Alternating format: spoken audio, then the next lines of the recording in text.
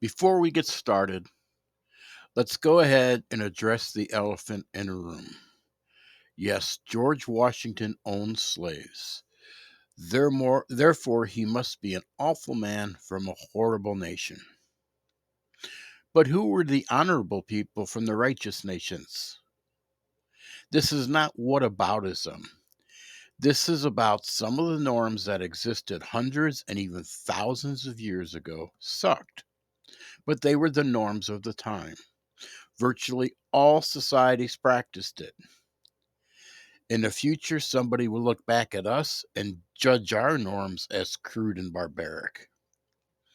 Name me the society whose hands are clean. Was it the Native Americans in North America? No. They conquered other tribes, took their land, killed them, and enslaved them. How about down south, Mexico? No, the Aztec Empire killed and enslaved those they conquered. The Mayans in Central America? No. Not only did the Mayans kill and enslave those they conquered, but they were, well, let's put it mildly, they were heartless towards those who they enslaved. How about South America? No, sorry, the Incas practiced slavery as well. Surely not in Africa. Again, sorry, slavery was practiced in Africa long before any Europeans arrived. From the pharaohs in Egypt to the Mali Empire down to the empire in Zimbabwe. Slavery was practiced everywhere in Africa long before the Europeans arrived. How about the Middle East? Slavery was practiced for thousands of years. Just look at the Code of Hammurabi, codes 278 to 282. Those codes specified how to discipline your slaves. The Arabs enslaved Africans and Europeans. The United States even sent warships to the Mediterranean because the Arabs were looting our ships and enslaving our people. They were enslaving Americans. The Arabs were particularly harsh, though. They made sure that the Africans would not be able to reproduce as they were held in slavery. How about Europe? The Romans enslaved everyone. They didn't care what color you were, as did the Spartans. The Vikings enslaved anyone they could get their hands on. Most of those they enslaved were white. The Europeans would come to fear the Golden Horde from Mongolia, who killed and enslaved them, especially their women. And let's not even talk about the Ottomans, all right? How about Asia? No, they virtually all practiced slavery. The Qin dynasty, 221 BC, practiced slavery. They, like the Arabs, would also make sure that the slaves couldn't reproduce. The Tang dynasty preferred Westerners, but Koreans, Turks, Persians, or Indonesians would do. Didn't really matter. Slavery dates back to at least 10,000 BC from the start of the Neolithic period.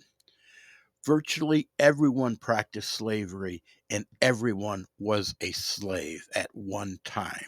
Every creed, every color. Again, this is not whataboutism. It is a simple fact that nobody has clean hands. Not the Africans, not the Europeans, not the Asians, not the Arabs, not the Persians, etc. The African nation of Mauritania did not abolish slavery until 1981. And that was just a recommendation not to do it. There was no punishment associated with it. It wasn't until 2007, under huge international pressure, that punishment would be associated with slavery. And it's still rarely enforced. Now, let's get on with the father of our nation. George Washington was born on the 22nd of February, 1732, in Pope's Creek, Virginia. His mother, Mary Ball, was the second wife of his father, Augustine Washington. The Washingtons were fairly well off, owning several plantations. Washington's father had also been a land speculator, justice of the peace, and county sheriff. They were not in Virginia's upper elite, but locally they were very prominent. The young George would grow up hearing tales about the military adventures of his half brother Lawrence.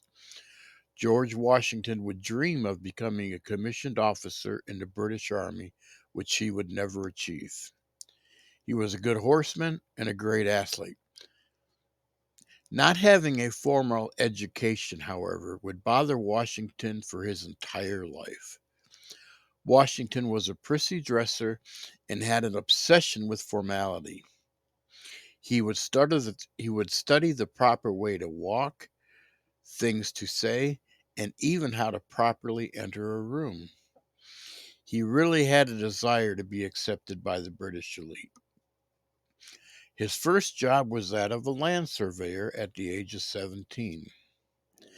At the age of 21, he would get a commission as a major in the Virginia militia. Around this time, the French were encroaching on British lands in the Ohio River Basin, or what the British thought were their lands.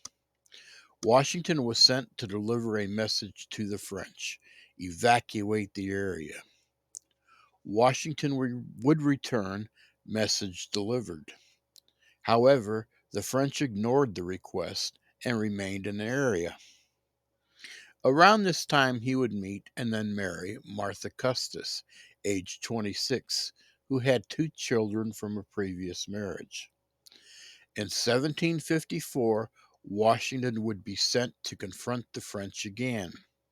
He came upon some French troops and ambushed them, killing several French soldiers. Later, Washington would himself be captured and then released. Further conflicts would occur, and in 1756, Britain would declare war on France. It was no longer a French British conflict in North America. Now it expanded to Europe in what would be called the 7 Years' War. The war included Britain, Prussia, Portugal, France, Austria, Spain, and other European powers.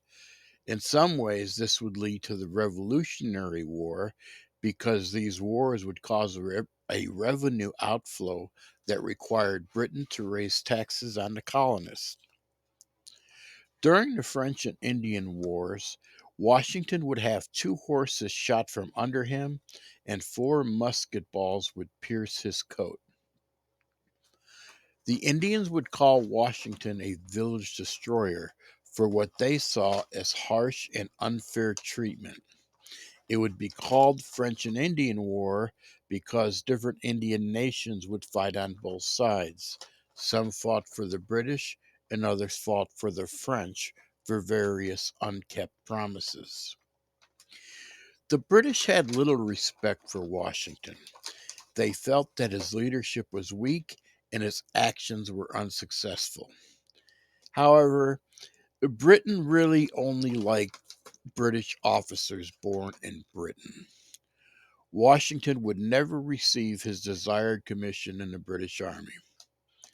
It must have felt amazing and some sort of personal victory when he would defeat the British Army in the Revolutionary War. It also could be stated that during the French and Indian War, Washington was a 22-year-old militia officer with no combat experience. The war would provide Washington with the experience he would need in the upcoming revolution against the British. We're not going to talk too much about the Revolutionary War. It would take more time than we have. These are meant to be quick historical clips on the presidents. I will say one thing. There are many people who say Washington was reluctant to command the Revolutionary Army. I say that's a bunch of nonsense. He walked into the Continental Congress in his full Virginia militia's uniform, demonstrating to everyone He was the man with the experience on the battlefield. This is no criticism of Washington. Indeed, he was probably the most qualified individual for the job. After the defeat of the British and the ratification of the Constitution, it was time to elect the first leader of our country. Everyone knew it was going to be Washington as president and Adams as vice president. The one problem was that the Constitution stated that the electors would vote for two people, but it did not state which of the two would be president and which would be vice president. The problem would not be resolved until 1803 with the passage of the 12th Amendment. But Alexander Hamilton came up with a plan. He would organize some of the electors not to vote for John Adams. That would make sure that Washington would get the most votes to become president. And it worked brilliantly. Washington will receive 69 electoral votes. Every state that was eligible voted for him. A few states couldn't vote because they had not ratified the Constitution. Adams would get only 34 votes for vice president. This would irritate him, even though it was organized well in advance. One of the first issues to arise is how to address the newly elected president. Adams wanted to call him Highness and protector of their liberties. Others suggested electoral highness and excellency. The Anti-Federalists, like Madison and Jefferson, thought that it was just trading one royalty for another. It was finally decided Mr. President, after the British parliamentary custom of calling the leader of Parliament Mr. Speaker. Another issue was what type of government and society would we have? A strong centralized government based on a commercial economy and a class hierarchy like Adams? Hamilton and even Washington preferred that. Jefferson preferred a weak federal government with an egalitarian society with an agricultural economy. There were even separate newspapers to air these views. One was called the Gazette of the United States, which was a pro-federalist paper that annoyed the hell out of Jefferson. So Jefferson and Madison started their own paper, which angered Washington because he took the criticism personally. Jefferson would also be criticized because the editor of his paper was on the State Department's payroll as a French interpreter. The problem was that as Secretary of State, Jefferson spoke French. Washington hated all this division, which is why he really didn't want a second term as president. Mount Vernon was looking very good. Washington spent almost 8 years away from Mount Vernon during the Revolutionary War, but ultimately he would agree to serve another term. Another early issue was the French Revolution. Should we support it or stay out of it? The Federalists wanted to stay out of it.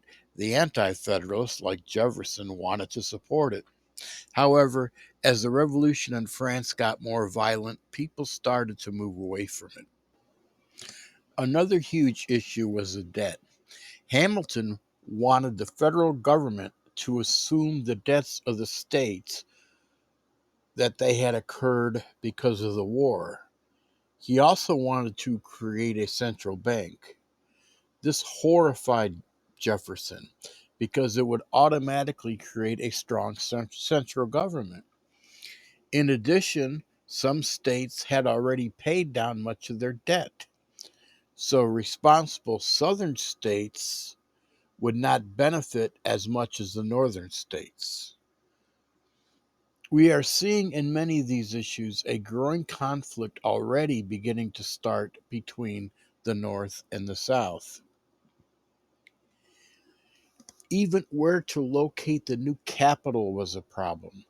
Northerners, of course, wanted it in the North. Southerners wanted it in the most populous state, which was Virginia, in the South. A compromise was negotiated, and it was going to be located between the North and the South, bordering Maryland and Virginia. However, Northerners still didn't like this because it was between two slave states, but the compromise held. Washington would pick the exact spot where the White House would be located and oversee its construction, even though he would never live in it. The last major thing we will talk about is the Whiskey Rebellion. The Whiskey Rebellion was the first tax on a domestic product. This was imposed in 1791 to pay off the war debt. The tax was extremely discriminative. You could pay the tax per gallon or per distillery. So the more you produce, the less per gallon you would have to pay. This, of course, put pressure on smaller distilleries. Plus, anything produced out west would, of course, have a higher transportation cost, so it favored eastern distilleries. In addition, if you were accused of, say, not paying your tax or maybe not paying enough, you couldn't go to a local court. You may have to travel hundreds of miles, which was a huge problem in the 1700s. Citizens would soon revolt. The revolt would last from 1791 to 1794. Washington himself would lead some troops to suppress a rebellion, but by the time he arrived, most of the rebels had left. In 1802, Thomas Jefferson would repeal the tax. Probably the greatest thing about George Washington was trying, to the best of his ability, not to fanatically support any issue on one side or another, not to mention having a peaceful transfer of power. Even though I'm kind of a Jefferson guy, I think without a doubt Washington was our best choice to be the first president. Washington would die due to a throat infection on December 14th, 1799, in Mount Vernon, Virginia, less than 3 years after leaving the White House. He was 67 years old. His net worth in today's dollars would be over 500 million. Thanks for living. Thanks for listening.